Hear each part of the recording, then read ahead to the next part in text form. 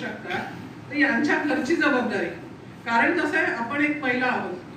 घरी सकाळी स्वयंपाक करून जाणं किंवा येणाऱ्या बाईकडनं सगळा स्वयंपाक करून घेणं, घरातल्यांच्या जेवणाची व्यवस्था करणं, संध्याकाळी आल्यानंतर ती बघणं.